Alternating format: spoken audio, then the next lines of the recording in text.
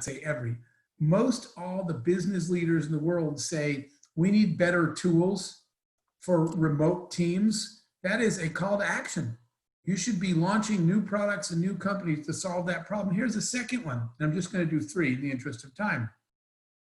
Every school closed and every student got sent home. And I have been talking to 4 groups of people that need your help. First of all, school administrators. They say, man, we don't have virtual classrooms. We don't even have a tool set for teaching people who aren't in class. We've always taught in class. Help. There are very few tools for efficient school, to run a school online. Second, the teachers said, I don't even have training. Even if my school had done virtual school before, I'm not trained to do it. I don't know how to do it.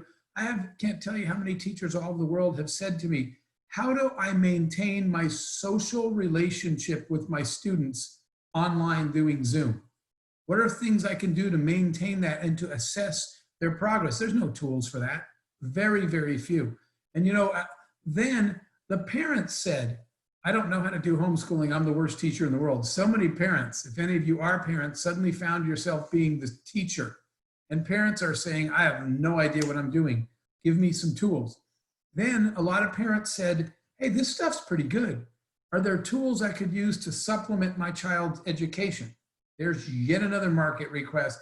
And then students, many of you all over the world said, I want to go back to my physical campus, but I didn't know how powerful online learning was, and I want to supplement my own education with better learning tools. So the entire world of online education is crying out for better products and more companies to provide training, service, and tool set. I'll just give you a third one. The online health and telemedicine. All over the world, people either could not get to a hospital or were afraid to go out. And they said, how do I get help?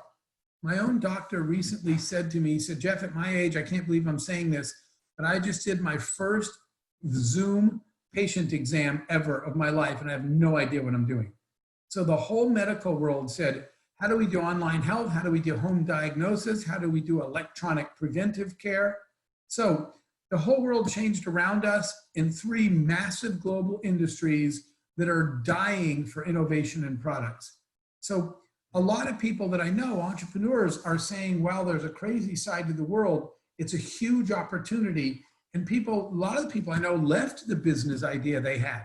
They were working on a business idea and they said, you know what, I'm going all out into online work or online education or collaborative learning or telemedicine.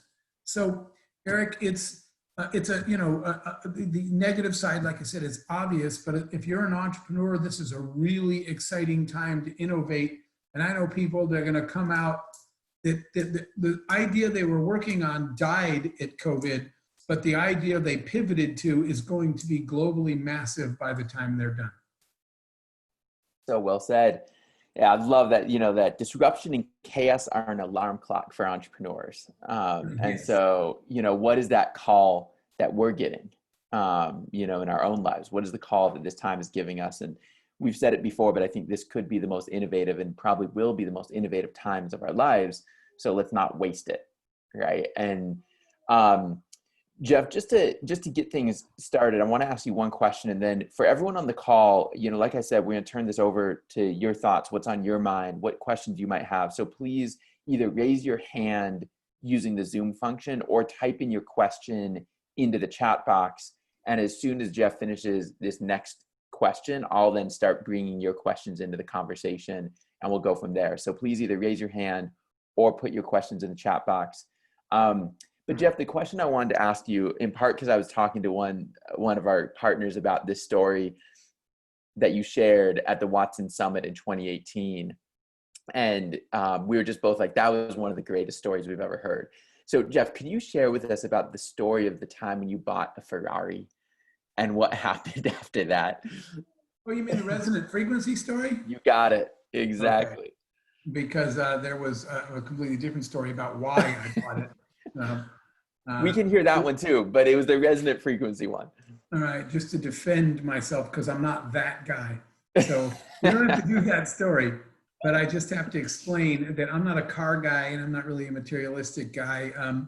But I had made a kind of a promise to myself as a child that if the fundamental beliefs I had about the world turned out to be true and all the bad things I was told turned out to be false, the end of this conversation was me buying this car only because the whole world told me it would never happen. So I hope that makes sense to you guys. When I said as a child that as a joke, I don't even want the car, that one day I might drive this racing Ferrari, not one person I ever told that to didn't laugh in my face and told me I was a dreamer and it would never happen. So I made a commitment to buy the car only to close the loop, to prove that dreaming big and working hard actually pay, okay? So now that I've explained that, so I just don't look like that jerk that drives that car. That's awesome. I didn't know that back context. You know, I did buy that car, and it's basically a race car.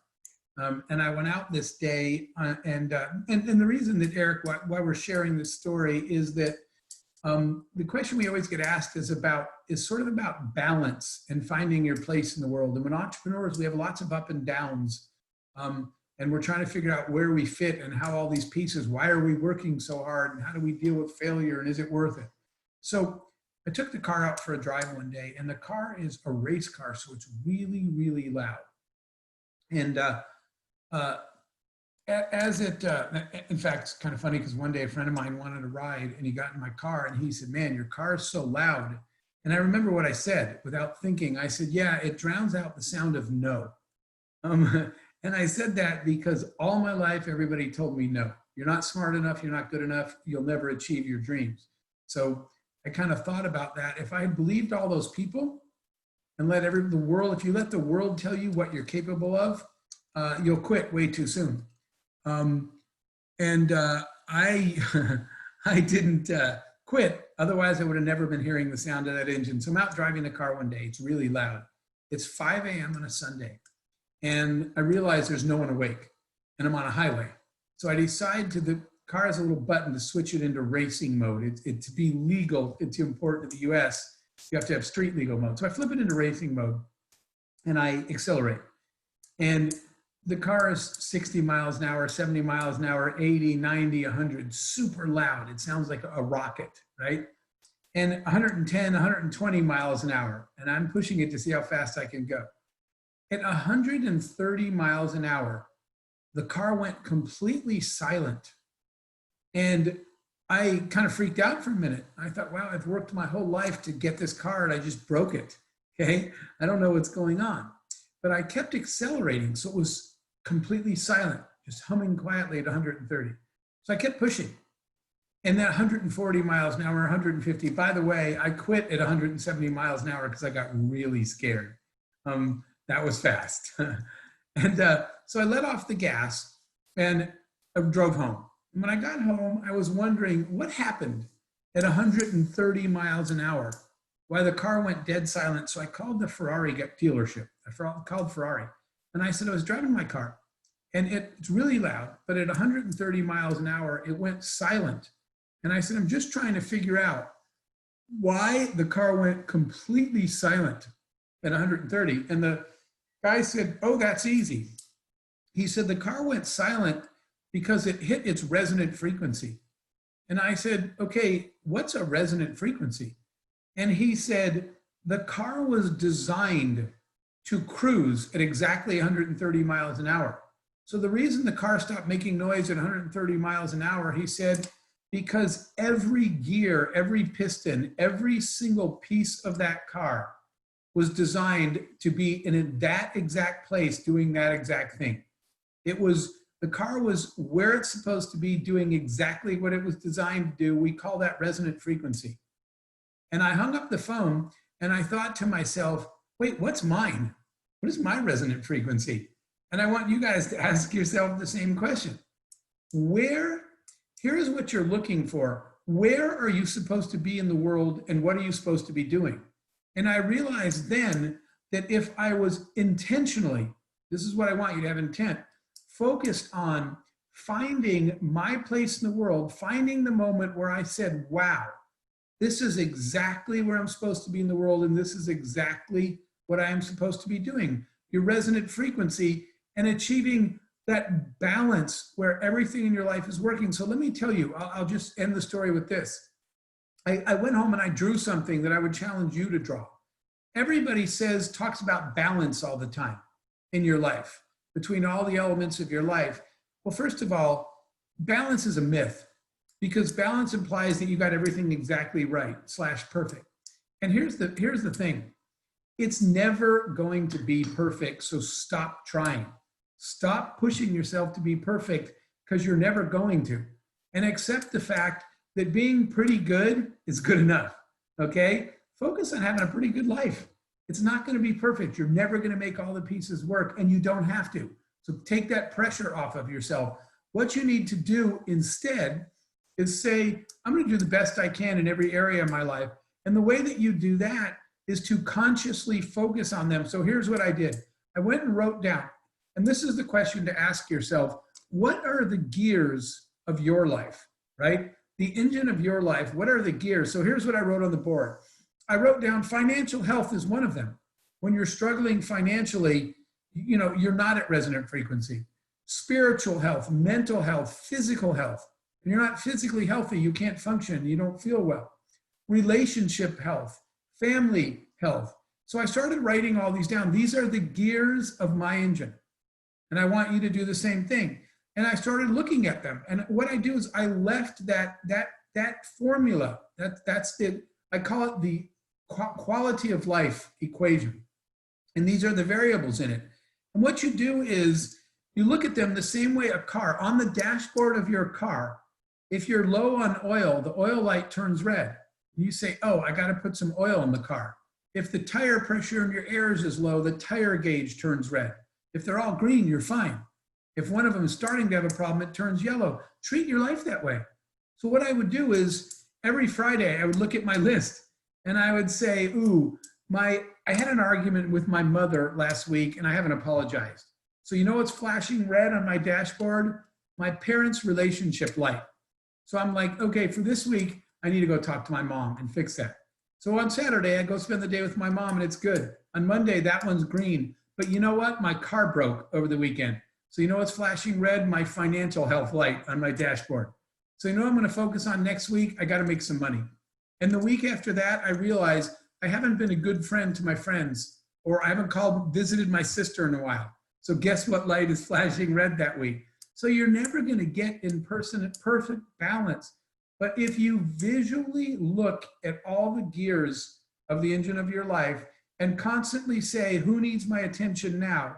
And put your attention there for this moment until you fix that one and go back, it's work. But you know what? Achieving resonance frequency is work. And I finally hit a point in my life where I can say, you know what, man, I love my life. Don't touch it, because I actually like my life. Nothing is perfect, but everything is going pretty well. And when it's not going well, I give it attention and fix it.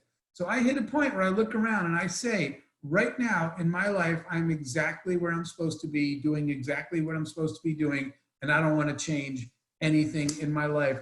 That is resonant frequency. And even though I learned it from a car, it has helped me achieve the best I can ever since then. Eric, sorry for the long story, but I hope you guys found that helpful. That's so good. And I'm sure before we jump into the questions, I'm sure a lot of people are wondering this, Jeff, what is your resonant frequency? What does that look like? What is 130 miles an hour for you? Obviously it changes throughout your life, but right now, what does that look like? Oh, so right now I am literally doing it at this moment. This is it. You guys are it. When I feel I am at my best and doing exactly what I was designed to do, it's this. When people, I can see, for example, things in the chat and I'll give you guys, my email is really easy. It's jeff@jeffhoffman.com. When somebody, which you have personally done for me, Eric, when somebody, or by the way, when Dwayne asked me to come do his event last week, Dwayne sent me an email and he said, Jeff, I don't think you know the positive impact you've had on my life. These are things I changed in my life from hearing your master course at Watson. When I feel like I am able to take everything I've learned after making every mistake you can make, but I'm older than you guys now, so I've been down the path.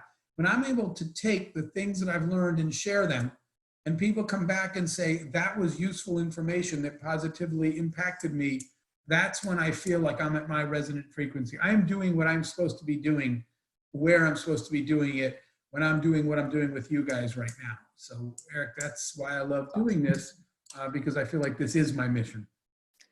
We're lucky to have you. So first question is from Cecile Matabaro. And Cecile, if you can I ask you to just flip off your video, introduce yourself to everyone, and go ahead and ask the question you put in the chat box?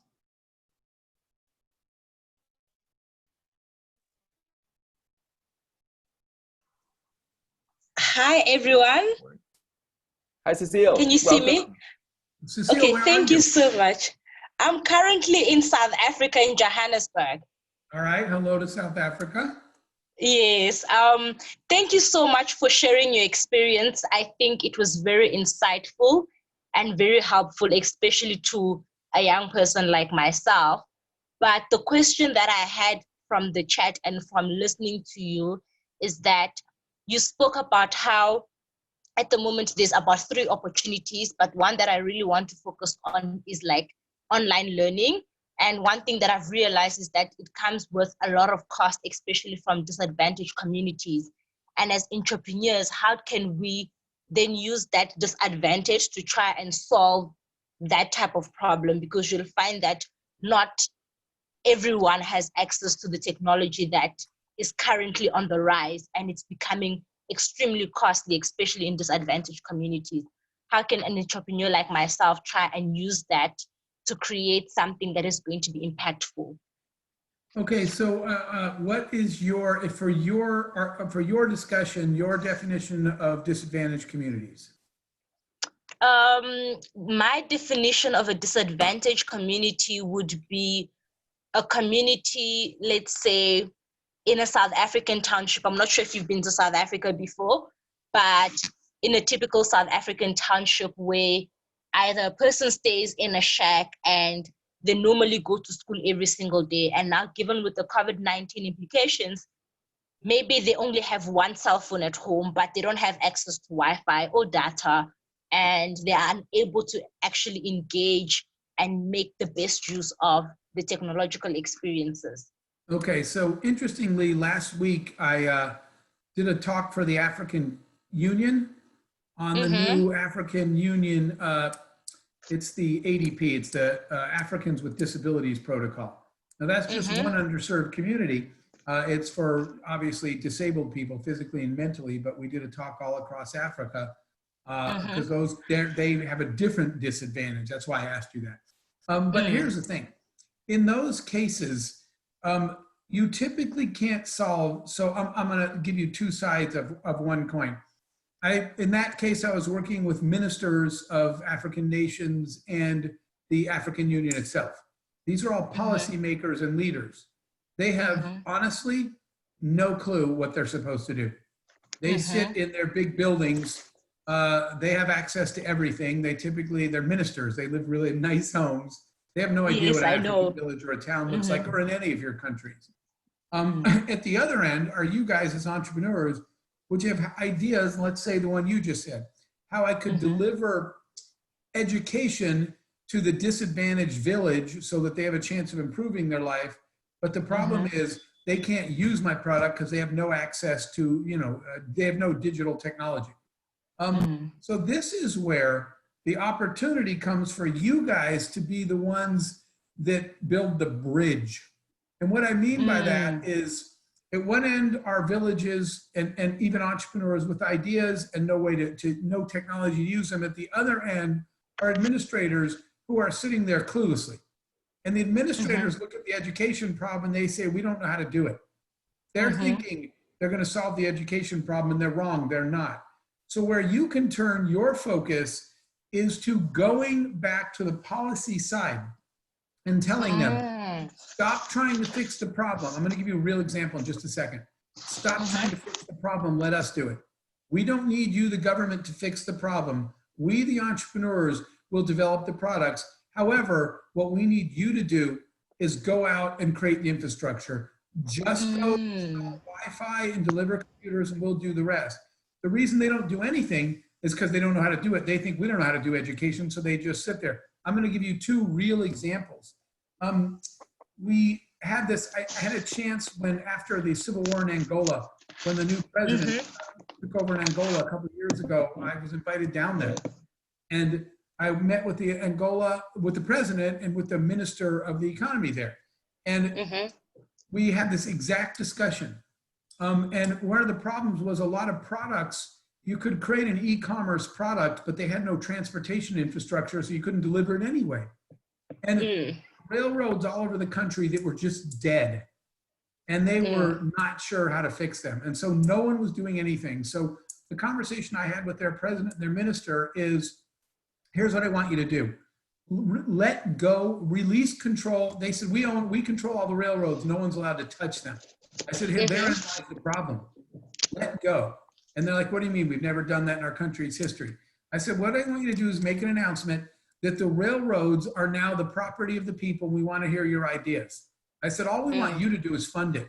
And so they did this, and they asked entrepreneurs all over Angola to rebuild the company's transportation infrastructure. And entrepreneurs everywhere started coming up with solutions.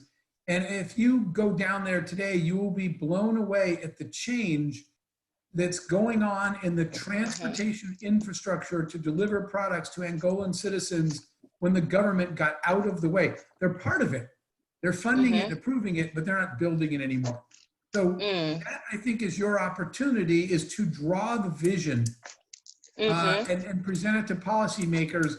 Every time I go, and and we were just recently, in fact, I think that I'm coming up, I'm about to do a live talk in South Africa that your president, the president of South Africa, and I will be doing. And you're going to hear this exact same talk, only with your president. What we're going to say is entrepreneurs bring solutions, and the government will just provide the infrastructure to run them.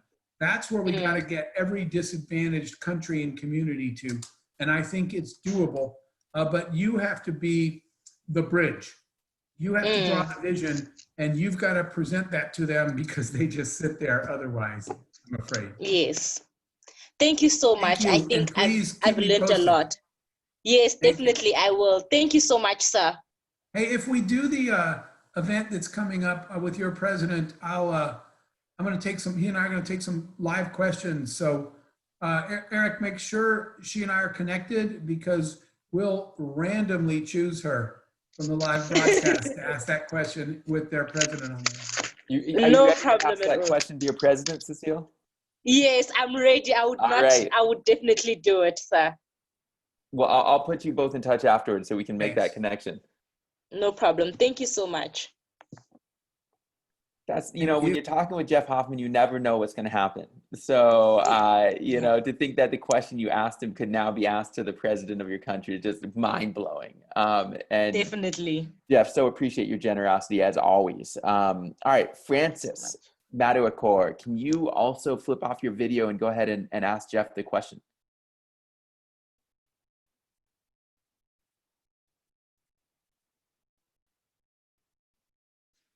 Francis, are you with us? All right, let's jump on to Fernanda Gonzalez. Fernanda, go for it. Hi, Jeff. Sorry? I would like to know how it was like for you entering the media production business, coming from a computer science background.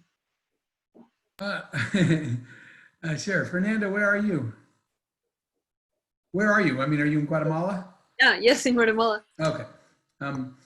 That's a really good question, because when it's part of the entrepreneurial formula, and it's a lot of what last time we did, that Eric and I, when we did a Watson masterclass in person, we talked about this a lot. When I'm a computer science major, I am an engineer by trade. It turns out I wasn't a very good one, according to all other software engineers, but I didn't know that till they told me. That's my background as tech. And I absolutely love the media biz, media and entertainment. And the first company I started was, I wanted to start a music company. Now we have a television and a film company as well. But when I first went to do that, everybody said the same thing, Fernanda. They said, Jeff, you're a software engineer. You can't do music. And I said, no, I'm just a person that learned engineering. Why can't I learn music and media the same way. And I want you to not ever categorize yourself. What you are is a learning machine. Don't be an engineer. Don't be an accountant. Don't even be a musician. Be a learning machine. Because if you're a learning machine, then you can learn all three of those things in the same lifetime. But that's not what the world tells you. What the world tells you is pick a lane and stay in it. And I didn't want to do that. Everybody said, you're an engineer, not a music person. You can't do that. So here is the formula. It is, and I'm going to give this to you kind of in a sequential, in something that you could write down. In order to get into the industry that you're not in, you have to be valuable to the people in that industry. In order to be valuable to the people in that industry that you want to be in, I don't care, mine was music, yours might be the fashion industry, whatever it is, it doesn't matter. Earlier, mine was travel, okay? You have to become valuable to the people in the industry you want to be in. You become valuable to the people in an industry by having something they want. You have something they want by solving a problem they haven't solved yet. You solve a problem that they have by staying up all night every night and studying the industry until you can find an unsolved problem that you think you can solve. Now, let me give you two examples. The tech one. Where I grew up with just my mom, we had no money. Nobody went anywhere. But I wanted to go see the world. I had a childhood goal of visiting 50 countries before I die across my lifetime. But no money and no jobs. No one's going to pay me to fly around the world. So that was my goal, was to see the world. Since my goal was to see the world, what I needed was people around the world to call me and need me. And so I thought, who do I want to be valuable to? I want to be valuable to the world's airlines and airports. How do I become valuable to the world's airlines and airports? By having something they need. How do I have something they need? By solving a problem for them. How do I solve a problem for them? By studying the industry inside out until I can find a problem I can solve. By the way, if you can't find a problem to solve, move on, but at least you gave it a shot. So I was in an airport one day when I missed a flight because it took forever to check in, waiting to get to the front of the ticket, the ticket counter. And that's the day I said, wait a minute, now I can do everything I just told you. So that was my first startup, guys. When I was 20-something years old, I went home and I solved a problem for an industry for the people I wanted to be important to. I created, and I know some of you heard this story, so I apologize, but I was the age of many of you, 20-something, my first startup. If you go to an airport somewhere in the world and use a check-in kiosk and get your own boarding pass at a check-in kiosk, that was my invention. And so when I created the kiosk, guess what happened? Every airport in the world started calling me. And they said, Mr. Hoffman, we heard about your product and we'd like to put kiosks in our airport. Would you mind flying, if we could fly you to our country this week? So all of a sudden, I was flying all over the world, visiting countries and getting paid to do it. You need to become the go-to guy or the go-to girl to the people you want to be around. So I'll end by answering what you asked. I did that process. I stayed up all night studying the music industry. I sent cold emails to people that I read about in magazines in the music industry. 99 out of 100 of them will not answer you, but one does. And when they do, I asked a million questions. And that person introduced me to two friends of his. And suddenly I was talking to people in the industry and Googling everything. And I discovered a problem in the music industry. When I started talking to, here was the problem, by the way. The reason they're called starving artists is because in the modern era today, nobody makes money from the music anymore, right? Because we don't buy albums, we buy singles, and we can listen to your song free on YouTube anyway. People don't pay much for music at 99 cents at a time. So the problem is artists can't make a lot of money from their music. They only make money from live performances, right? And in merchandise, but they make money doing concerts and being on tour. So the problem was every artist I talked to said, I'm not a business person. I don't know how to produce a concert. I don't know how to raise the money for a concert. And I don't know how to promote a concert or a tour. And I said, ding, ding, ding, there's a problem that I could solve. So what I did was I studied the concert production and promotion and financing business. And I started a company that put together concerts and tours for artists. We figured out that we designed the financing, we raised the money, we designed the promotion, we did everything but go on stage and sing. Because they told me all I want to do is sing and play my instruments, everything else is a problem for me. So I put together the production company that handled financing, promotion, and advertising and marketing. And we wound up on tour. At the time, it was pop. We did NSYNC, Justin Timberlake, Britney Spears, Backstreet Boys, Boys to Men, some Beyonce stuff. And in the end, we even wound up winning a Grammy. And, you know, I know, Eric, a lot of you have heard the story, but it was a funny ending because when I was on the red carpet at the Grammys and we won a Grammy and everybody was yelling at me, Mr. Hoffman, Jeff, they're like, how do you feel right now? And Fernanda, I said on the carpet, I said, this is the dream of every software engineer everywhere. And everybody's like, what are you talking about? And it was just, I said, never mind, because it was a funny moment.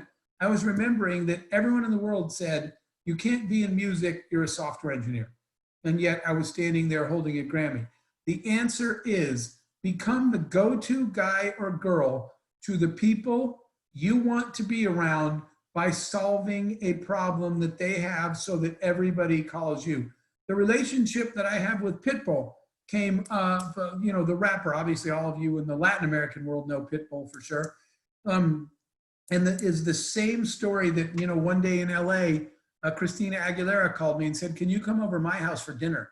And I was like, okay, this is clearly a wrong number or a prank call. Why are you calling me? You're Christina Aguilera, you don't know me. She said, no, but I have a business question and everyone says, call Jeff, he's the go-to guy in our industry. That's the way any one of you can do anything you want. I've had 4 different careers in 4 different industries because I'm a good learner. I'm not great at anything. I'm just good at learning and solving problems for people. That's so awesome. Thank you. Well, it's a great question. It was a great question. I wanted, in part because it was such a great question, double click, zoom in a little bit into a couple things. So first, can you take us back? You zoomed over this. You said, I was 20 years old. I recognized there was a problem when I was checking in for a flight. And so I invented an airport kiosk.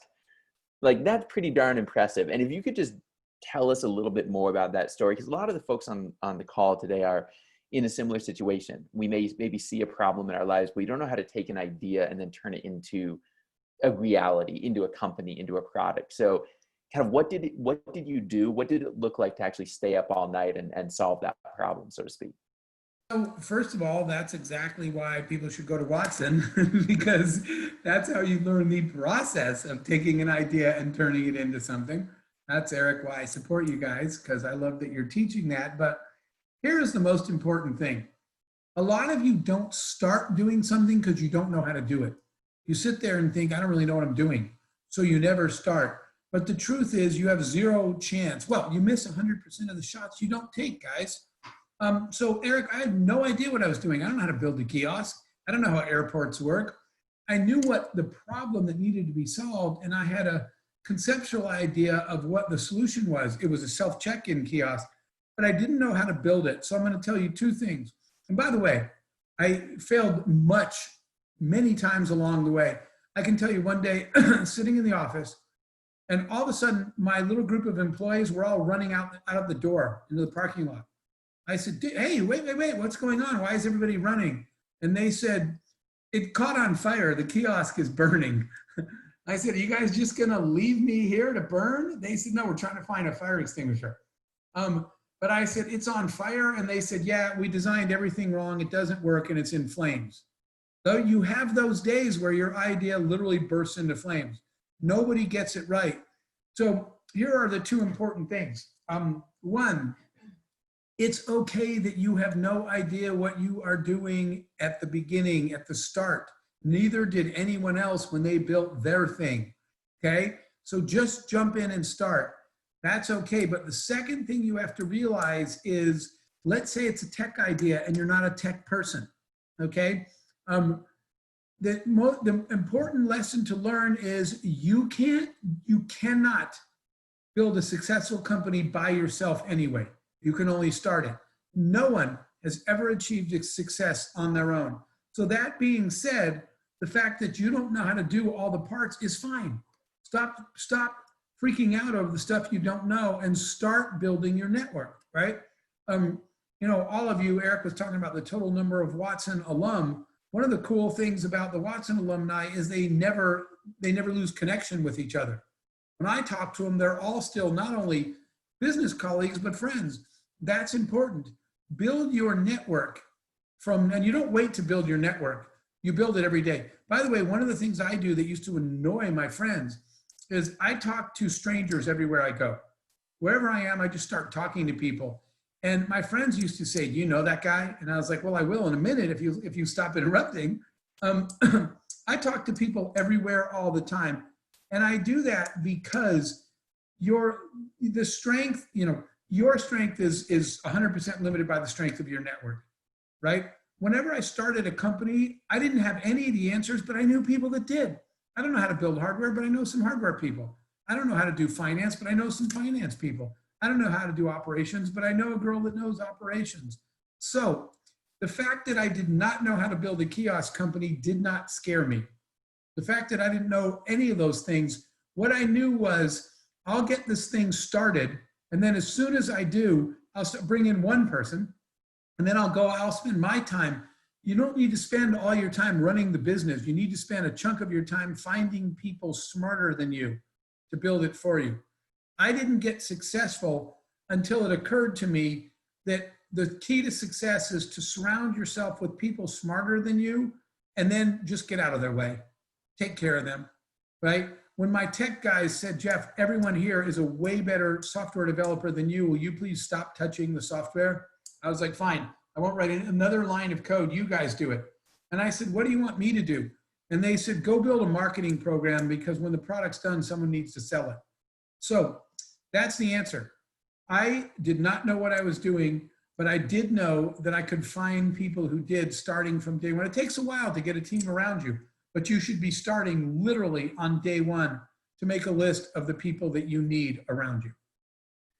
It's so true. And Fernanda, I think your question was spot on because Jeff, one of the amazing things about, you know, your career, your entrepreneurial journey has been that it has been in so many different industries. And I remember there was one master course you led at Watson where you showed up and this was at Watson Institute in Boulder, and you said, oh, you know, I was supposed to, NSYNC had invited me to inaugurate their Hollywood Star today, but I wanted to come and be with you all.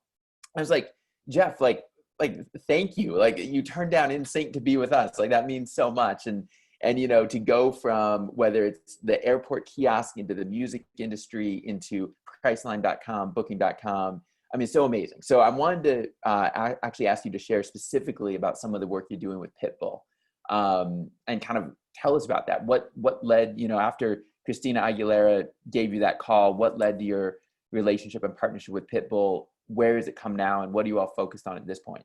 Sure. So I'll give you the transitional piece because we talked about it. What I discovered, I told you to become valuable to people you want to be around by solving a problem that they have. The problem that all these musicians have is that none of them know business and they don't want to. Okay. And that was fine in the old days. You know why in the same way we said COVID created a brand new world with new opportunities. Here's what happened in that space. I could have never gotten into the music industry because major record labels owned every artist and major record labels produced the music, they produced the concerts, and they produced the tours. No little startup was going to get in. But then this crazy thing happened 20 years ago, the internet. And when the internet happened and digital technology, suddenly the labels lost control and a whole new world was created because tools came out like Fruit Loops and Auto-Tune. There were tools that allowed musicians to create their own music at home. So they don't need the record label anymore. The internet allowed them to market their own music. So they don't need a record label. So suddenly the whole industry changed, just like I told you education and work just did because of COVID. So I looked at that and said, given the change of the internet, what are the new problems and opportunities? And the problem I explained to you.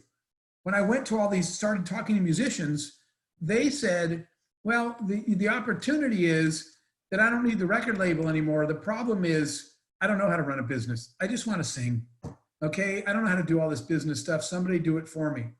So I said, I need to study the business side of music and be an expert on the business side of producing concerts and tours, because that's the problem they had. And so given that I became the person that understood both the music side and the business side, well, and the tech side, that's how I became the go-to. The word got out. If you got a business related issue in the music industry, your music friends don't understand business, but your business friends don't know how the music industry works. But this guy Jeff does, because he stayed up all night studying it for months and months and learning it. So that's how I started getting calls. So the first time that that was the same thing that Christina said to me, Christina Aguilera. She said to me one day, I got this business idea that none of my friends in the music industry know anything about. And the business people that I talk to don't know anything about music, so will you help me? And so the first time I met Pitbull, right now there's a huge, by the way, right now globally, entrepreneurship suddenly got sexy, right?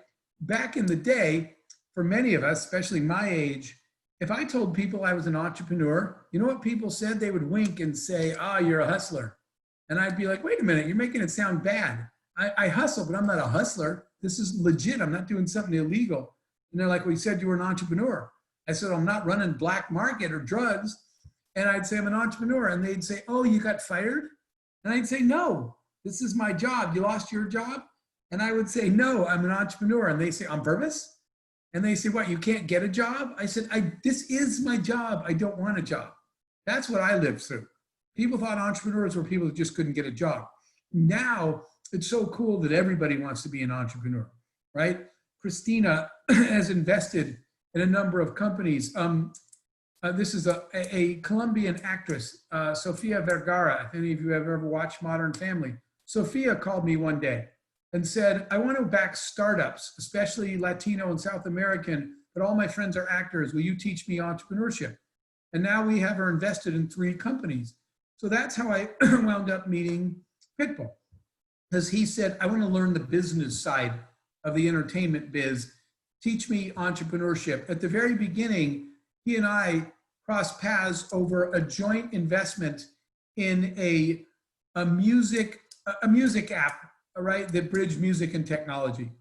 Now, you know, that fortunately turned into a friendship because we come from the same sort of value set. And now, when COVID hit, one of the things we discovered is that, you know, the US created a program to give grants. It's called the PPP program, loans to small businesses that were dying in the US. And what we discovered was that minority-owned small businesses are dying at a way faster rate.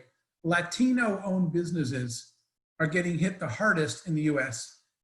They are 91% of them have been rejected by the US government's funding program. The same goes for Black-owned, women-owned businesses, LGBTQ-owned businesses. All these disadvantaged categories, to the previous discussion, are not getting government money.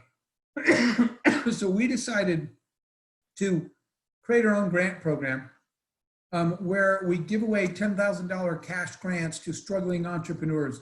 It's not government money, private money, and it's not a loan, it's just cash grant. And so Pitbull's been helping me with that. You know, you can Google, or we can post. He and I recorded a television commercial, a PSA, a public service announcement, talking about this program, that it's not just Latino entrepreneurs, it's all disadvantaged, minority-owned entrepreneurs that we're giving out these cash grants to help them stay alive. So it's been a real blessing that we've been able to help save a lot of businesses and families during a time when people need help. But that intersection came from me being a go-to person that people wanted to talk to. Yep. And we'll definitely post a link to the PSA of you and Pitbull, because it's pretty awesome to see, for sure. So we'll get that in the chat box soon. And in the meantime, I wanted to jump into a question that's very relevant from Olivia, which has to do with trust. Because Jeff, what occurs to me when hearing you tell these stories is that, you know, not only do folks like Pitbull or Christina Aguilera, et cetera, need to believe you can bring something of value, but they also need to just inherently trust you. And so Olivia, if you could go ahead and put yourself on video and ask your question, that would be great. Okay, hi. Hi, Olivia. Where are you calling us from? Thank you so much. Good evening, everybody. I'm from Nigeria. All right, go ahead. Okay, so you talked about being a person of value. And it's one thing to be valuable, and it's a totally different thing for people to gain your trust. I'm a storyteller, and the idea I have when I had when I was applying for Watson was that in youth through storytelling. So over this period of the pandemic, I was able to hold like some classes on podcasting, on storytelling. But I noticed that, especially in Nigeria, that people know the kind of value you bring in, but maybe because you've not been able to get some international to, trust you with their finance. So how do you build? Okay. You cut in and out a little bit, but I think we got, Eric, I think we got the core question. Yep, Olivia, it's cutting in and out a little bit, but I think we got the core question. I can read it right here. Yep. Because it's one thing to be valuable, but how? Yeah. Okay. Thanks, Olivia. It's a great question. Yeah, it is a great question, and I just read what you wrote in the chat anyway. So here's an interesting reality for all of you. It takes your entire lifetime to build your reputation, to build trust and credibility in 5 minutes to end it. Okay? So don't ever let that thought get out of the back of your mind. I will say that many times in my life, I had, especially when you're at your weakest, right? When you're at your lowest moments, your weakest moments in your life, that is when temptation strikes and you don't care anymore. Your defenses are down, you're tired, you're broke, you're hungry. And someone or something pops up that you say, I'm just going to do this. Whatever this thing is, it is at those moments where you have to remember that those 5 minutes of bad judgment can stay with you the whole rest of your life. And so many a time when I was broke and hungry, I walked away from people and money and deals because I did not feel they were right in my heart and soul. And at the time, my friend said, you're an idiot. You know what you just walked away from? I said, then I'll be a broke idiot who can sleep at night instead of a wealthy, successful person who I can't even look at in the mirror anymore. And so the decisions you make, the little ones, even when you feel all alone and everyone told you you made the wrong decision, trust me, you did not, okay? Building that, because here's where it comes back. It comes back later. So during those times when I had a chance, there was money on the table and I walked away from it and I really needed it. And all my friends said, just take it. And I couldn't, because in my heart, I didn't feel right about it. The times that I walked away from those deals and everyone said, you're stupid, Jeff, you'll always be broke because you're stupid, you don't get it. And so I felt really bad then and I felt really alone and other people laughed at me. And then you cut to later in my life where I was sitting, and I know, forget the name, I'm illustrating this as a point. But I was sitting by the pool in LA with Elton John, the singer, one day. And we had become friends and I was helping him with his charity and we were doing a charity concert. And these people, the reason I'm telling you the story is because this is how I actually met the NSYNC kids, Justin Timberlake and them. Because one of them saw me and at the time they couldn't even get past the fence, the security. And they stopped me later and said, can we talk to you? I said, why would you want to talk to me? I'm nobody. And they said, because it appears that Elton John trusts you. He's super private. We've researched him and he has like no one in his inner circle, yet he's sitting there alone with you. So we figure whatever you did to make that guy trust you must have been really hard-earned trust. So we're going to just accept that trust as a credit. And we already trust you even though we don't know you, because we know that guy trusts nobody. So I started thinking at that moment, every time I walked away and got laughed at was worth it just to be here now.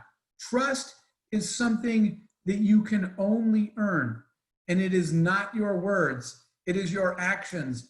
Eric told you a story. That's why I want you to think about every decision you make. And, you know, I guess if there's some bad news in the answer to your question, Olivia, is that it continues to take time to build trust, and it takes deeds, not words. And so Eric gave you one, actually, that I hadn't even thought of. I'd forgotten about till Eric said that. I made a commitment to be at Watson to give a master class.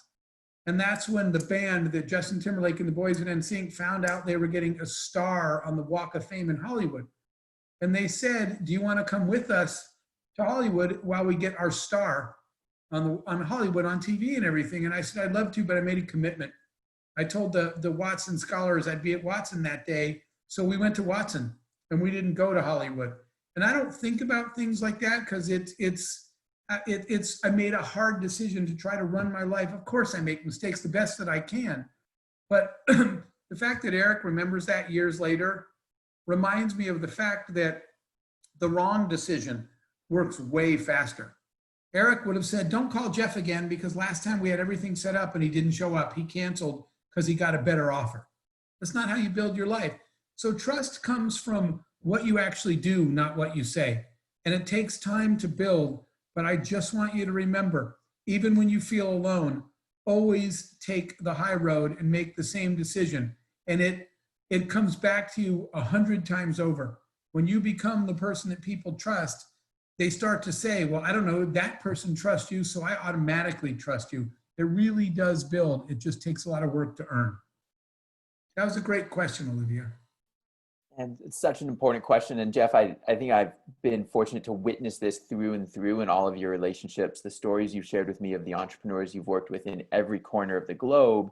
And it's clear to me that that commitment that you showed to Watson on the day when you turned down NSYNC to still show up for the Watson Scholars is the same level of commitment you bring, regardless of where someone comes from, regardless of whether they could help you or they couldn't help you, but just because you care about them as people, you care about them as entrepreneurs. And it's that level of character that I think people pick up on and inherently just trust. And you told me this once about Pitbull. You said, I think the reason we become such good friends is because he knows that, you know, I'm not trying to get anything from him. We like each other. We're building things together, you know? And I think that really shows up in your character. And we're just grateful to have you in our community, you know, for that reason. So, let's jump into a great question from Natalia Juarez. Natalia, can you go ahead and share your question? Hello, yes, very nice to meet you, Jeff. I'm here in Guatemala, and I was wondering about, you mentioned that we need to know about the industry, and it is very important to learn from it. And as a person, as you that has learned from a lot of them and very quickly, I was wondering on your advice on some strategies to learn from it and have that profound knowledge and able to work on it and have a successful venture. Okay, but I just want to make sure I'm clear. Let me read. I read your question. I see it there. Okay, learning from a new industry. So there are probably way smarter answers than the one I'm going to give you. So I'm telling you that. And the reason I say that is I'm not an educator or a teacher. Those are people that are professionals at educating. But I would say now I'm calling myself a professional learner. So I'm going to give you a technique that I use. When I learned those things, by the way, a couple quick hints was boldly reach out to experts. I mentioned this before. Here's what I did. I Googled, when I started talking to people in the music industry, I just started Googling, going on things like LinkedIn, anything I could find. You in the music industry? Yeah. Can I ask you a question? Yeah. What do you think is the biggest problem in the music industry? Right? Very few people respond, then one or two of them do. And like I said, and then I finally started to get some common themes. It's, we don't know how to produce live events, but that's the only way we make money, concerts and tours. So now I start Googling how to produce a concert and tour, just Googling. Then I'm reading every article. Then here's an interesting thing. Every industry in the world has its own associations, and publications. So, for example, when I was looking at HR, human resources, there's a global thing called SHRM, the Society for Human Resource Management. Managers. I would have never known that existed. Every industry has an association and series of websites. So guess what I found in the concert production industry? There was a magazine called Polestar. I never heard of that in my life, but I heard one or two people say, well, the other day I read in Polestar, I was like, what are you talking about? And they said, that's the industry of the concert magazine. I said, I've never heard of it. And they said, because only concert producers know it exists. So I said, can you spell it for me? They spelled it. I went on the website. I subscribed for a whopping $12.95. I got the magazine. I didn't even know half the words in it, right? So I'd read over and over again until I could figure out what they were talking about. But you know what? At the end of every article about concert production in the industry magazine was the name of the person who wrote the article. So then I'd go back to Google and LinkedIn and I'd find that person. And I'd say, I just read the article you wrote in the concert magazine, Polestar. Can I ask you a question? And 99 out of 100 people probably did not even reply, but one person did. Because you know what? People actually love to talk about their work. And I said, I'm studying the industry. Can you tell me about you and what you do? Make it about them, not you. He starts talking and I said, that's cool. Where'd you learn that? And he said, from John, but I could connect you. Now suddenly I'm talking to John. And John said, oh, I don't know the finance part. You need to talk to Maria. I said, I don't know Maria. He said, I'll introduce you by email. So you have to boldly start networking and reaching out to people. And while none of them know you and most of them will reject you and slam the door in your face, somebody will say, wow, that's how I learned this industry. They'll respect you for trying and being interested. People like when you're interested in what they do. So that was sort of how I started digging in and learning the industry in the first place. But hang on, I want to look. So the other part of it, but I was going to say, you know, you don't need a degree or any experience in an industry to study it. What you need is access to people that know it. And you find them by reading everything you can find about the industry and writing down every name and then searching for those people on Facebook, on Instagram, on Google, and asking them questions. And eventually people started talking to me. And then when I was in, I started saying, talk about your problems. How could that be fixed? What would help you? And I took notes everywhere that I went. So that is how I got there. And I did the same thing in the movie industry, right? We wound up creating a movie because of the same thing. All these independent films that are created all over the world, none of them know how to raise money to make their movie. And the ones that are fortunate enough to make a movie, none of them know how to get it in a theater. They don't know distribution. So I went and bought books and articles and everything on film distribution and did the same thing again, started emailing people and offering to buy them lunch. If you dig hard and stay up all night, you will get there.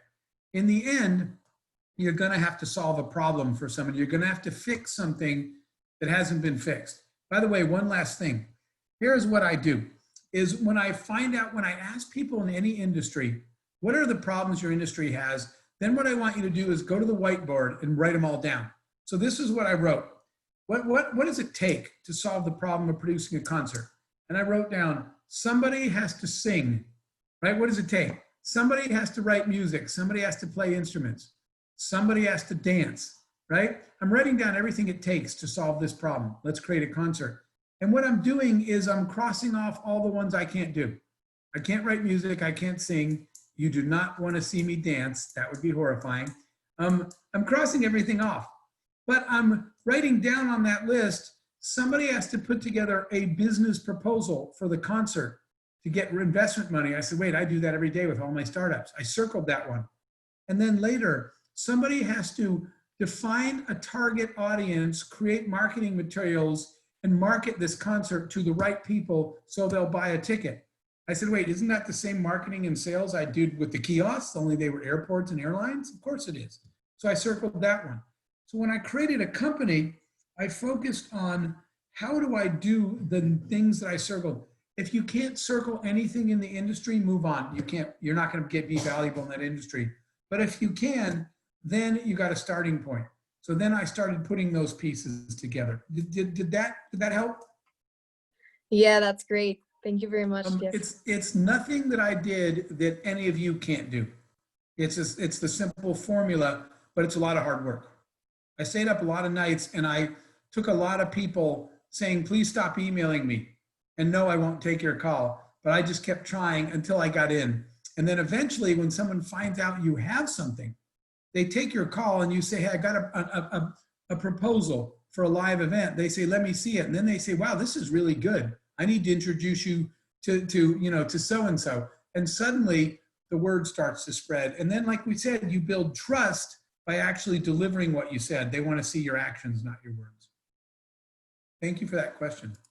There's always really incredible follow-ups that happen after Jeff's master courses. It's like one of my favorite parts about inviting Jeff in is like what happens 4 weeks or 2 months after the master course. So, for example, Jeff almost hired one of our scholars as an actor in one of the films that he was working on.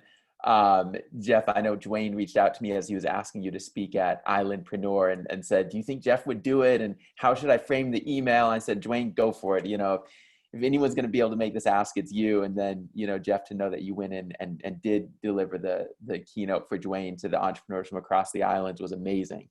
So you never know what's going to follow.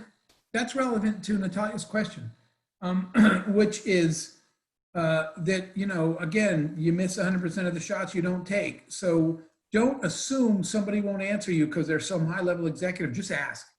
A friend of mine, Mark Victor Hansen, if any of you have ever read the Chicken Soup for the Soul books, you guys know those? My friend Mark, he wrote those books with Jack, and he has a new book out that's called Just Ask. And I love it because so many of the relationships that are built in the world, later you think there's some story behind them, somebody knew somebody, and it's never that way. How did you get that relationship? How did you meet that person? I just asked, and they answered. So don't be afraid to just ask. The worst that could happen is not that they don't answer you or they say no. The worst that could happen is years later, when you didn't even try, they say, I wish you'd asked me, I would have helped you. And you're like, what? You would have answered me? Just ask. So true. Jeff, I'm wondering if you can share a story. In one of your companies, you asked all of your team members to put a picture on the wall of what their why was. Jeff, I think you went on mute. Sure. I just remembered you're the one that did that on the campus. You got it. So, exactly. At the Watson Institute campus at Lynn University, we've got a wall with each of the scholars shared their why in a photo form. So it's something that a lesson learned from Jeff. Yeah, go for it. So let me answer that at one level higher than the question. The question people always ask me is, earlier I told you guys to go find people smarter than you, right? And surround yourself, get those people to help you. And people say, well, I don't have any money. Why would anybody help me? And the answer to that question is, it is a false assumption to assume that the only reason people work is for money. Their paycheck, their salary is important. People have bills to pay. That's not all they care about. And so the way I started to get people to join me, even though they could have made more money somewhere else, was to try to understand why they were working in the first place. And so now when I interview people, I don't start by telling them about my company, and I don't start by telling them about me, and I don't start by asking to see their CV or their resume. I start every interview by asking the following question. Tell me one thing you need to do in your life so that you'll look back and say, I lived an epic life. I love my life.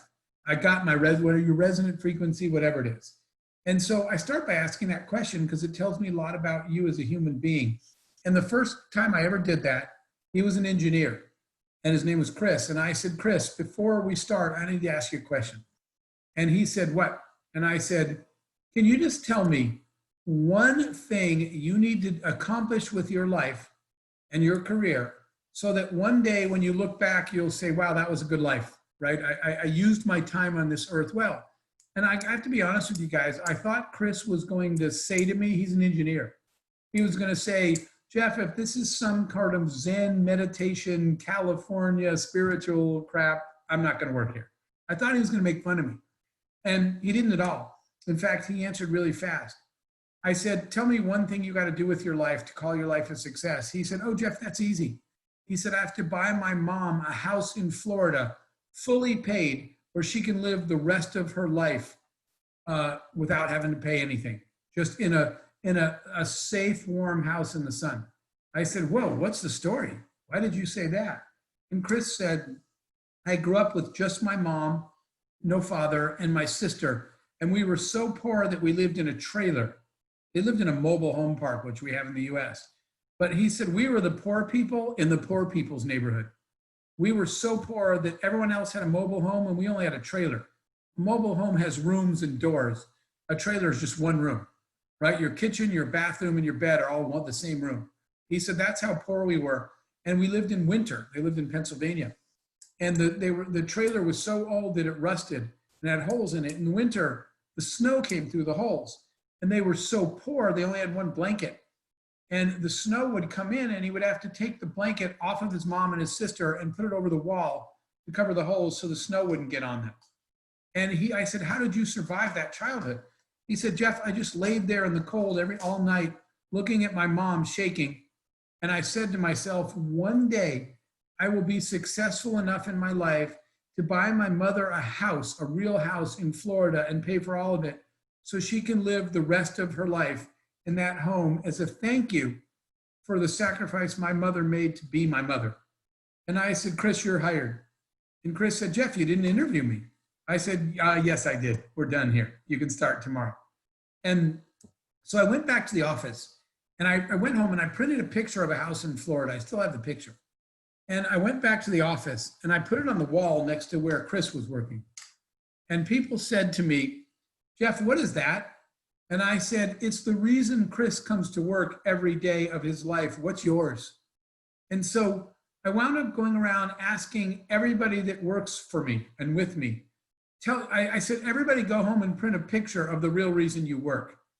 And so you would walk to my office and there would be what looked like random photos everywhere, but they're not random at all. I could tell you the dream of everybody that works for me and why they come to work every day. They're not coming to work to help you build your company because it's your dream. And that's how you guys pitch it. You say to them, hi, my name's Eric. I'm building this company. I need you to please accept this job. I'll pay you money to work here because Watson's my dream and I want to build Watson.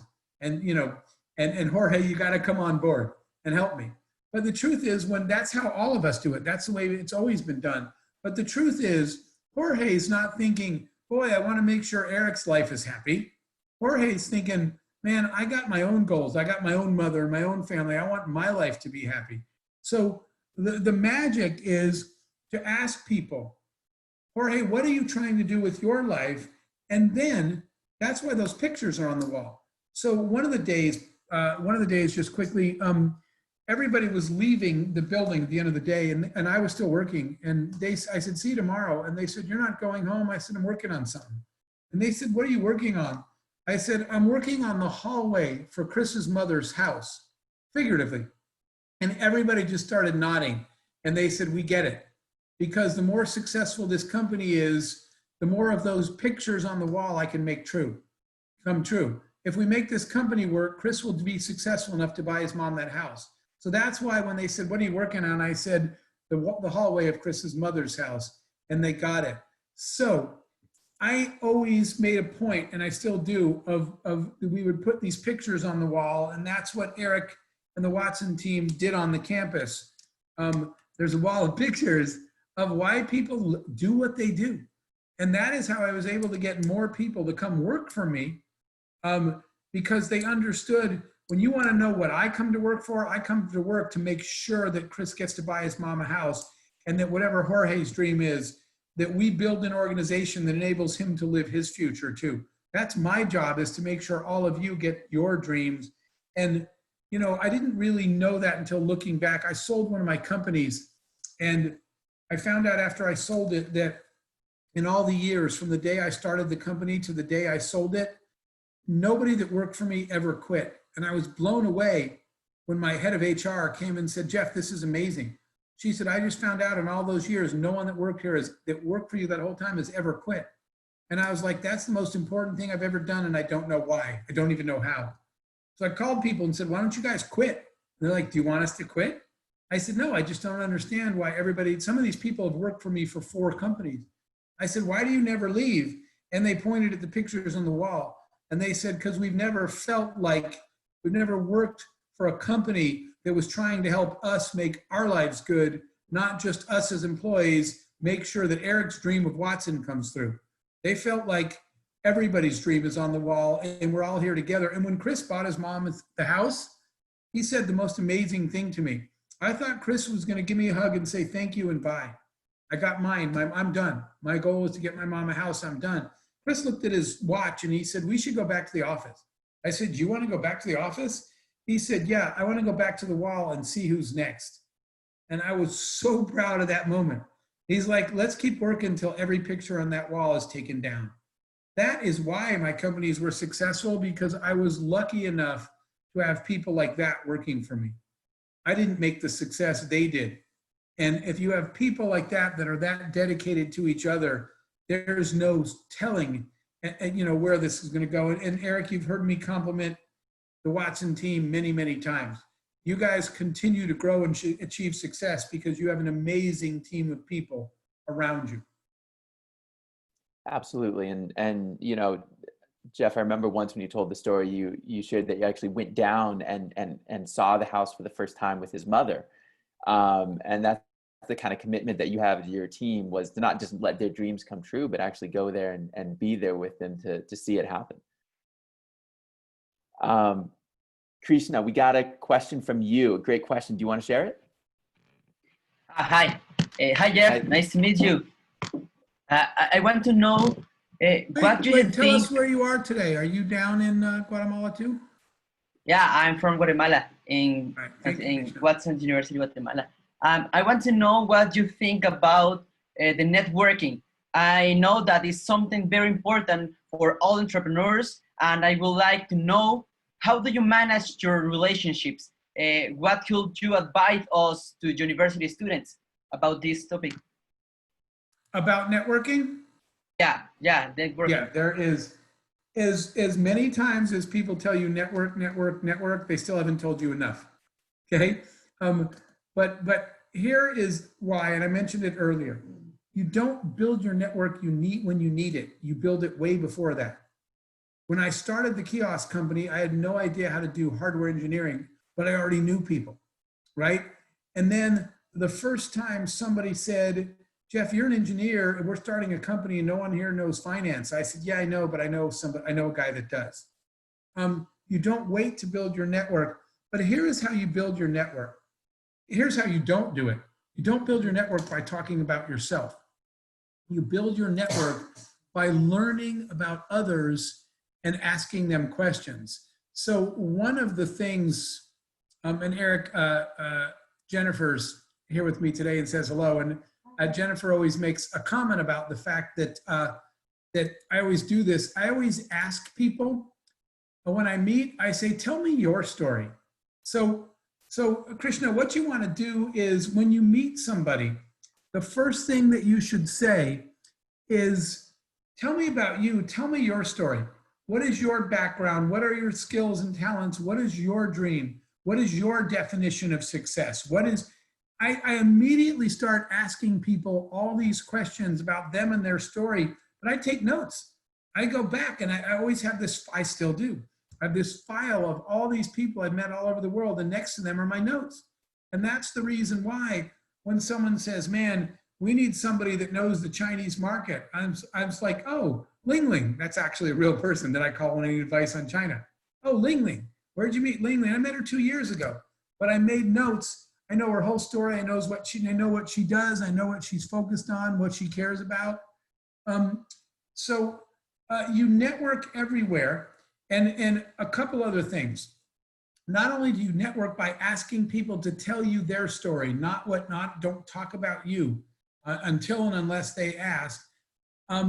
But you don't just network when it's convenient and you're supposed to. Like I said, I literally talk to strangers, and every time I'm standing in a line, I'm talking to the people around me and asking them questions. But the last part I'll tell you about networking, especially like you said for students, is quit going to the same places where you already know everybody. Go places that you don't, if your friends would say, why are you going in there? And you don't even know the answer to that. I'll give you an example. There was this one place I used to drive by all the time. And based on the sign on the building, I always wondered what they did there. But there's no reason for me to go in. I have nothing to do with this building or this company. And one day I said, the heck with it, I'm going. I turned my car around, I pulled in the parking lot, I walked in, and the man said, can I help you with something? And I said, I don't know. And he said, why did you come in here? I said, I don't know. He laughed and he said, you just walked into our office? I said, I'm just really curious. Who are you guys and what do you do? And he said, well, I got a minute, pull up a chair. And we started talking. And we wound up years later doing a partnership with our businesses together when I needed help with operations for the kiosks in the field. But if I just kept driving by every day because it was out of my comfort zone, I never would have met him. So what I'm telling you is, you might be on a campus, and I'm making this up, right? But you're in technology. So you're going to technology classes and lectures, but there's a lecture on behavioral science. And you're like, why would I go to that? I don't do behavioral science. Go anyway. Go to stuff that's outside of your comfort zone and meet people that you don't even know why you're meeting. Your network, you need to build a network of people that you would not normally ever cross paths with. I'll say this. I came up with an expression I always use for those. I call those kinetic collisions, right? Kinetic collisions are the energy that is released by two people meeting each other whose paths would never normally cross. I would never walk in to that building where that man worked. I would never go over to the behavioral sciences department and say, can you guys tell me what you do? Those collisions would never happen, but I just did it anyway. Every once in a while, I just follow my curiosity and I meet people outside of my world. And those collisions release a kinetic energy that causes things to happen that you never would have predicted. So networking is critically important. Thank you for asking that. And guys, put forth the effort to get out of your comfort. Yep. And Ellie. Thank you, Jeff.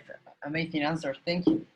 Thanks, Christian. It was a great question. Ellie, we're going to get to your follow-up question in a second. I just wanted to share that Jeff and I were at a conference together once, Emerge in Miami, and it's a big conference. I think there were about 15,000 people who attended, and Jeff was about to give the keynote speech with Pitbull. He was doing an interview with Pitbull. But before that, he and I were walking the hall of the conference, and there was about 100 or so entrepreneurs who had been selected to present their ventures at the hall of the conference. And Jeff went one by one and spoke with every single one of those entrepreneurs from all different kinds of industries.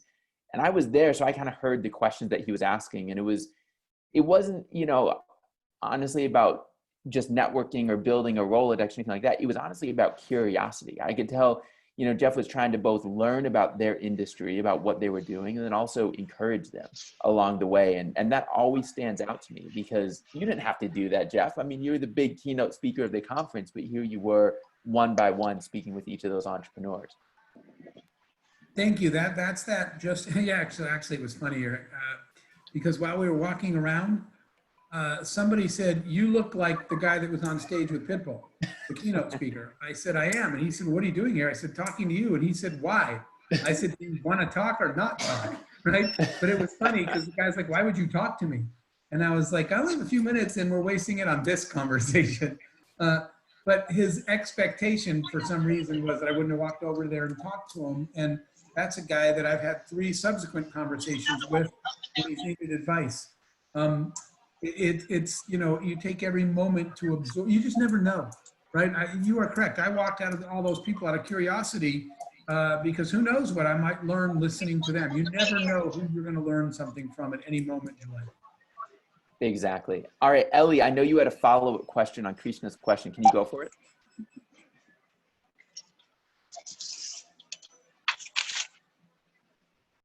Ellie, are you with us? All right. Well, the question was, how do you then maintain the relationships? So, you know, in addition to building the network, what does it look like to maintain the relationships, especially if, Jeff, as you said, you're going to be focused on not using, but, you know, going back to those relationships 2 or 3 or 5 years later.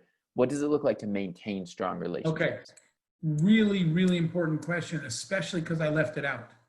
I talked about the practical part of using these relationships when you need them and calling people when you need them in your network. But I left out a huge piece that, Eric, you have personally seen me do. We did it at a table at Emerge at one point as well, which is that you don't, and this even ties back to our question on trust.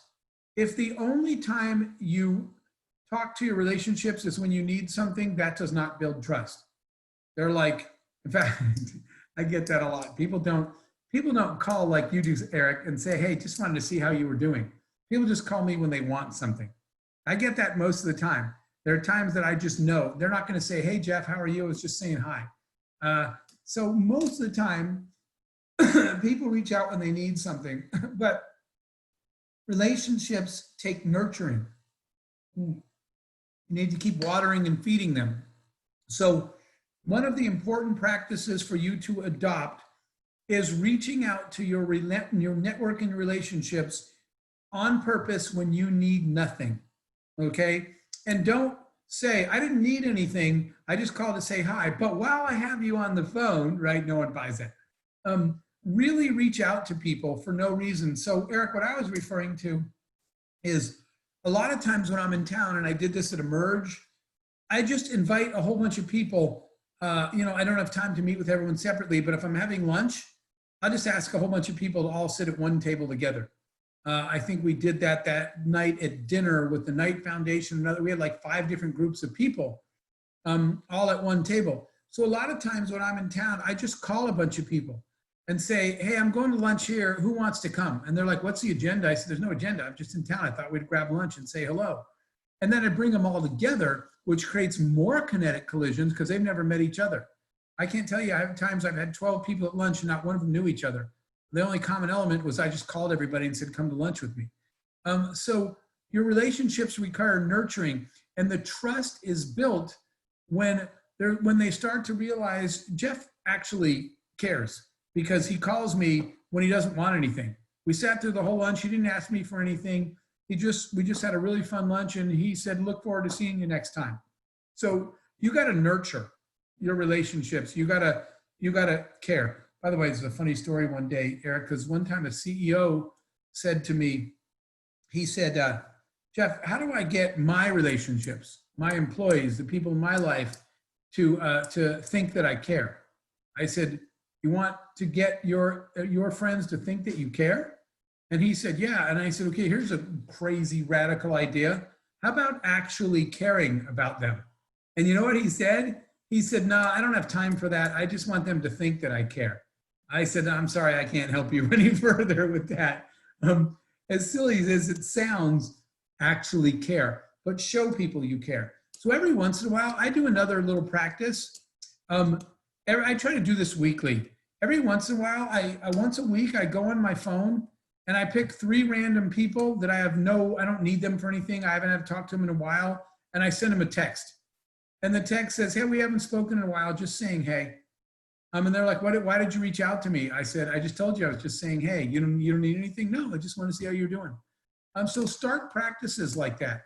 I rotate around through my contact list and send random texts every once in a while so that people know. It builds your trust. But more importantly, you know, that's what actually makes life interesting, right? The quality of your life is pretty much 100% defined by the quality of the people in it. So especially when you win, the best celebration ever is celebrating with people you love and care about. I still remember, I know it's a silly story, that I told it to Eric before. A friend of mine that's a boxer, if you're not boxing fans, his name's Evander Holyfield, and he was the heavyweight champion of the world at the time. If you don't know the story, after he knocked out Mike Tyson later in the rematch bit my friend's ear off. So not if you know that story. A lot of you know that story, that when Mike Tyson bit the other guy's ear off in a boxing match, but he won he became, with Muhammad Ali, he became the first 4-time heavyweight champion in the history of boxing. And it was a huge event. He passed Muhammad Ali. There were thousands and thousands of people in Las Vegas, all there to see him. And that night, our celebration was me and him and 2 friends. There was only 4 of us dancing around the room with all the heavyweight belts on, celebrating. And I said, you don't want to have a big giant party? He said, I'm celebrating with the people I want to be with right now. And I was like, how cool is that moment? I will never forget the feeling of that moment that he said, no, this is what I want. They threw a big party for him, but winning is so much better when you're sharing it with the people you want to be sharing it with, and losing is so much more survivable when the people around you love you anyway. They're like, dude, we're not leaving you because you failed. We're here for you. We're supporting you. So the quality of your life is defined by the quality of the people in it. Nurture your relationships all the time and even randomly. Definitely. Lily, we've got a great question from you. Lily, it's good to see you on the call. Lily's an incoming scholar at Watson Institute at Lynn University. And Lily, can you share your question? Okay, so I'm going into Watson this fall, and I want to ask you, what advice would you give someone who wants to make a lasting impact on others? First of all, that's fantastic. Where do you live, Lily? Where are you from? New Jersey. Okay, what part of Jersey? Monmouth County. Okay. I was And Lily, in Morristown. I had a home in Morristown at one point in northern New Jersey. And Lily, can you share a little bit about your work as well, so Jeff has some context? That'd be great. So my mission is making the world more inclusive, accepting, and ADA accessible for people with disabilities. I want to educate people on how to treat each other equally, and I want to advocate for people with disabilities. Okay, I think that is phenomenal. I don't know if you were on the call at the beginning when I was talking about the talk I did for the African Union on the new legislation for disabilities.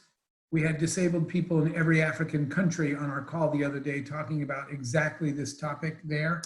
But your question was how to make an impact on others. And I think that the way you do that, and by the way, I think that should be, obviously, this is just my editorial opinion. Really, I'm pretty sure that's why we were put on this earth, all of us, right? And a lot of people feel like, I see this, everybody's trying to be rich or famous or whatever it is, too many people. And it took until I achieved some success to discover that success is not the destination. Everybody thinks it is, right? You're all out there in working hard to be successful. It turns out success is not a destination, it's a platform. Success is what finally puts you in a position to go do something that really matters. That is the conversation in the story we were talking about before that Pitbull and I have.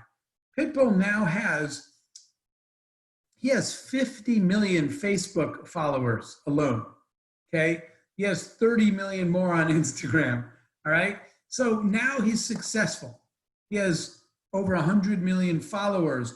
Now he can start doing something that matters. He built up this whole Mr. Worldwide music career and achieved wealth, achieved fame, and only now is he starting his real life. And those are his words, not mine. That's how we became friends, to go do something that matters. So working hard and being successful puts you in a position to impact other people's lives. Impacting other people's lives doesn't start until you make the effort, Lily, to understand them, to ask the question. And we talked about this a little bit. When I asked Chris, what would make your life better? He said, being able to take care of my mother and know she's safe. Now I know what the goal is. And I said, okay, now I could ask myself, how can I help you get where you're going? So I think, Lily, the beginning part was, this is what I felt like. I felt like my life didn't start until I went on a listening tour of other people's lives. When you start to dedicate a lot of time to listening to other people's stories, it then occurs to you how you could actually help those people and what impact that you could have. I used to be the national chairman of the American Association of Disabled Sports. And I remember we created physical activities for the most disabled people all over America. I didn't start the organization, I just ran it. This is a tribute to the 2 disabled women who started it, because the organization eventually won a Congressional Medal honor and the Martin Luther King Humanitarian Award. And at those award ceremonies, they're like, how did you guys do this? And I said, we didn't. The people who told us their stories did. We sat down and listened to our disabled friends and their families. And we said, what's your definition of improving your life? What do you want, not what do we want? And they wrote the roadmap for us. We listened to their stories and they told us how they wanted the story to end. And all we did was try to figure out how to get other people to their happy ending.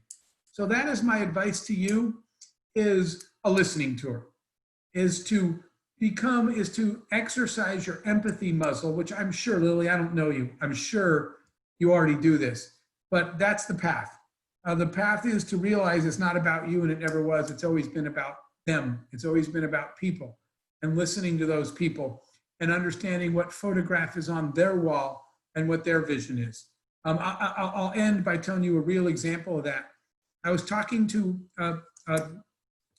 a little girl that was severely physically disabled, and she had brothers and sisters, and I was sitting down with her asking that question. And I said, at this point in your life, is there something I could do? What was your definition? What would make you seem depressed, and what would make you feel better? And she said, my brother and sister are athletes. My parents were very athletic. And she said, they put on their soccer jersey and they go to practice. And they come home and they say, boy, practice was hard, but I'm excited because I got a game Saturday. And she said, I just want that. And so that story helped us create these Association of Adapted Sports, where we created sports leagues that the most disabled children could participate in. Our tagline that I wrote was called Off the Sideline and Into the Game.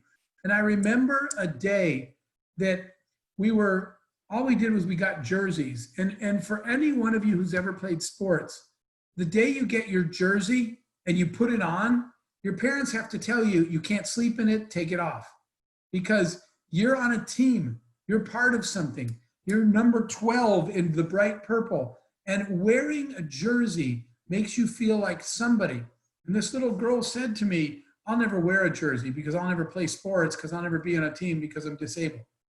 And now that I understood her definition, we started this league and we created, the reason they're called adapted sports is because we made the sports, we adapted the game so that every child could get off the sideline. And the day the league started, we were putting jerseys on. And I'm gonna get emotional again telling you this story. I was asking the parents, I said, I don't wanna hurt your child physically. I don't know who has what disability. And they said, oh no, do your thing. And what I wanted to do was put the jersey on him. And when I came to that little girl, I took her bright purple uniform, her jersey, and I pulled it over her head, and she started crying hysterically. And her parents started crying, and I said, I'm so sorry, I didn't mean to hurt you. And she said, you didn't hurt me. And I said, why are you crying? And she said, because I'm sleeping in this jersey tonight, no matter what my parents say. And when I get home and my sister says, I'm excited for the big game Saturday, she's gonna say, yeah, me too. I got a game this weekend too. And my brother said, boy, I'm tired, we had a great practice. She said, I'm gonna say, yeah, me too, I had practice today. And she said, for the first time in my life, I'm gonna feel like all the other kids. And that story only happened, we were all crying, because she got to a point where we were able to contribute something to her life, which I never would have known. Something as simple as putting on a uniform meant that much to her. I didn't know that because until the day that I asked. So that's the way you get there, is by listening and letting somebody else tell you what you can do for them. That was one of my favorite days in my entire life, the day everybody got a uniform and we played our first game, because there wasn't a dry eye in the house, and every one of these kids told the rest of the kids, yeah, I have practice too. I got a jersey too. I'm on a team too. And it changed. Parents came back and said, she's doing better in school now because she has more self-confidence now because she's on a team for the first time in her life. I was like, wow, I would have never predicted any of that stuff. And she said, well, I'm glad you asked her. Sorry again for a long answer, but don't be wow. sorry at all. That was great. Thank Lily. you. Yeah, great question, Lily. We can also make sure you and Jeff can connect afterwards if it's ever helpful on some of the line work around that. Zaheen, we have a good question from you. Please go ahead and share it. And also if there's any background you'd like to give, and time-wise, this is gonna be our last question before we wrap up. Hey, Razin, I'm currently in Scotland, Glasgow.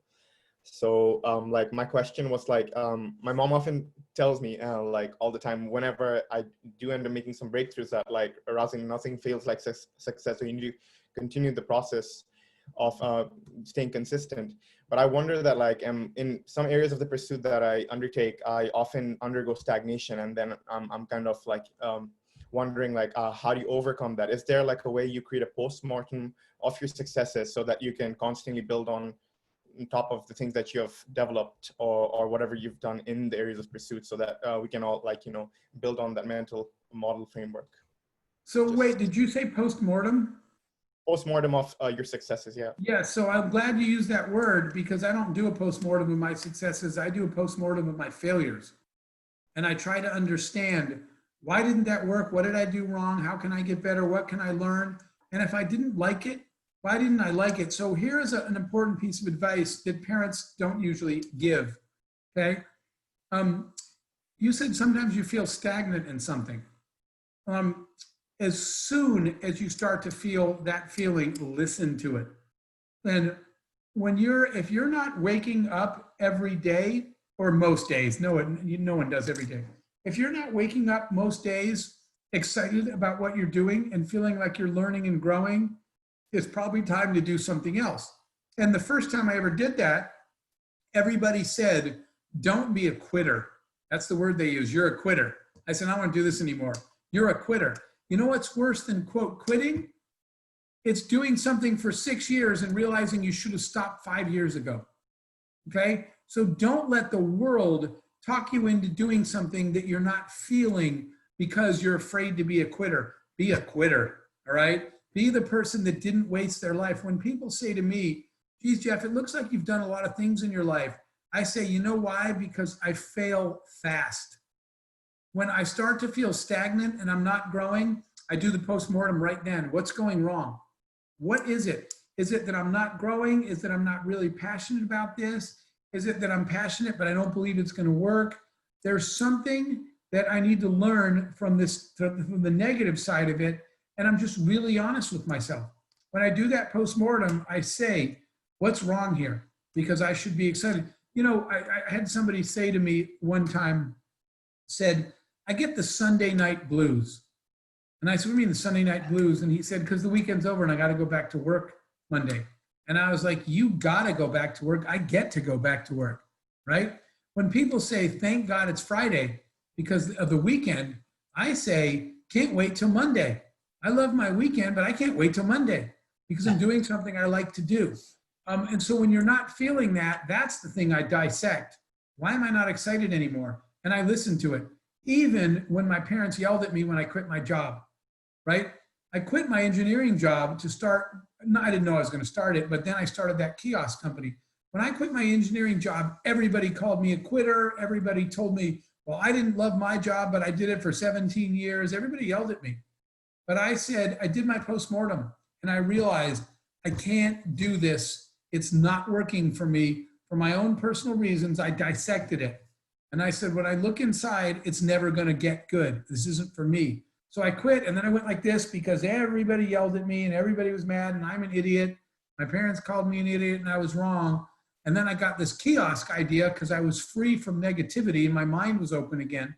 And I was out of my negative job that was dragging me down. And I was in a space where I was creative again. And by the way, because I was broke and hungry, I was way more innovative. Because if I don't start something soon, I'm not going to eat. Or I'm going to have to tell my parents I'm broke so they can yell at me more.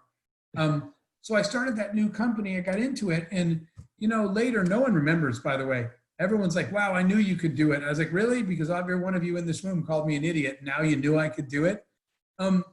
Entrepreneurs fight through that stuff. Entrepreneurs dissect their negativity, learn from it, figure out how to not get there. You do the postmortem on the things you do right well. I'm just telling you as well. I'm just telling you, I dug way deeper into my failures than I did my successes early on to make sure that I learned how to fail fast and not waste time. And that's what enabled me to get to my successes, because my failures were fast. Other people's were long because they were afraid to quit. So do that postmortem, but more importantly, listen to your intuition, not all the people yelling at you. So many things that everybody told me were wrong. By the way, the music company, the film company, I said, I'm going to make a movie, and everyone's like, you're an idiot. And I was like, oh my gosh, here we go again. And they're like, oh my gosh, there goes Jeff again with another stupid idea. He's such a dreamer, software engineer. You don't know anything about movies. And I'm up all night studying it. And you know, the first movie we made like an independently produced film. We produced a movie and everyone said, don't spend very much because you're never going to see this money again. And, you know, we made a scary movie. And, you know, eventually, because we solved the business problems, the movie wound up getting released. I'm just saying this because what happens when you follow your intuition, not everybody else's. 100% of the people in my life said making a movie was a stupid idea. Later, probably all of them bought tickets. It was in 3,000 theaters in the US. It's been shown in 47 countries. It's on Netflix right now and Hulu and Amazon Prime. And it made, again, I'm not a money person, but the movie's made $100 million in theaters for the stupid idea that everybody said was wrong. So you got the stuff that I walked away from because I felt stagnant like you, the postmortem helped me understand where I would feel stretched and growing, and I followed that path instead. And I'm glad that I did, even though I took a lot of abuse for doing that. So let's close with that, guys. Follow your path, not anybody else's. Sometimes that creates a really difficult conversation with your parents and with everybody around you. But that is why you need to have a tribe, right? Which is the people on this call, which is the Watson family and everybody here. That's your tribe. Those are your people. Eric and Jorge will never not take your phone call for the rest of your lives. I guarantee you of that, right? Your tribe are the people that get you and understand you. I didn't have those people growing up. So I had a lot of really lonely moments because everybody thought I was stupid and everybody thought my ideas were too big and too bad and they were never going to work. And so that gave me self-doubt. If the whole world thinks I'm an idiot, but me, but what you guys have that I don't is that tribe. And I'll tell you the way I wrote that down. I wrote down my conclusion one day and I wrote down this. We take our advice from proximity and not from relevance.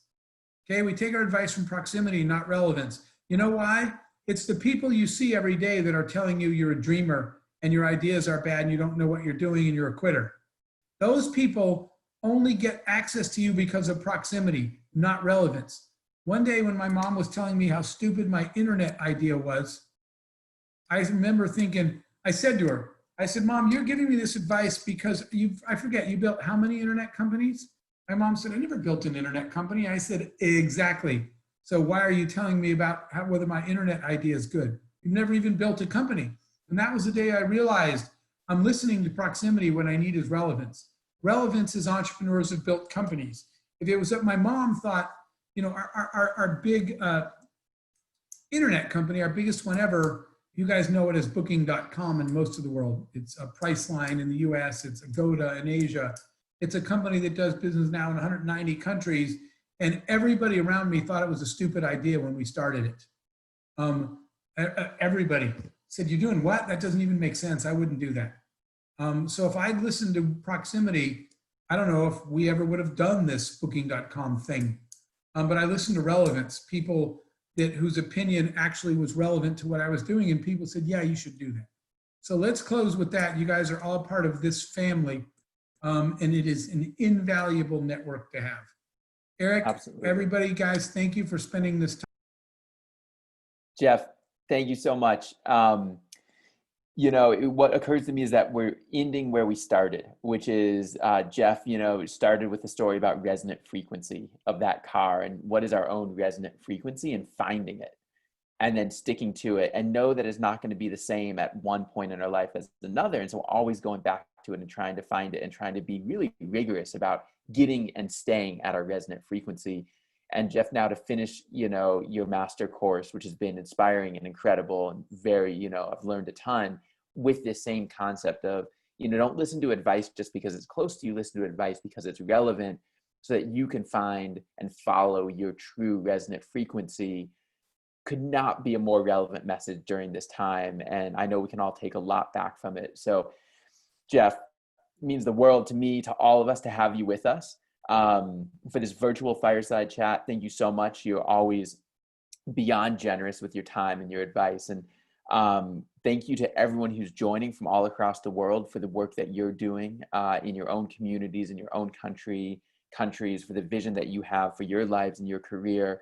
I think the best way to say thanks to Jeff is to follow your passion and to find your resonant frequency and go out and change the world. Like, there's no better way to say thanks to Jeff for sharing his time than to go forth and do that courageously. You are so right. And that's why it's always a thrill when I hear from a Watson alum somewhere in the world, and so many of them keep in touch with me. And I see the great things that so many of you are doing out there. So we're all one big family, and let's stay connected. And Hilda and Jorge and Eric, you guys, thank you so much for setting this up today. Big round of applause. Eric, let's take a picture with us. Oh, yes. Let's take a picture. All right. Jorge, can you, and we definitely will. Jorge, can you facilitate a few screenshot photos? Definitely can. Do screenshots. Yep. All right. Great. Give me a second. All right. So everyone, maybe we can do like a hands up thing. Wave to everyone. 1, 2. Yeah, that's right. Got a couple in there. All right. Thanks, guys. Thank you, Jeff. You're the man. Stay well. All right. You too. Bye-bye. Bye. Bye.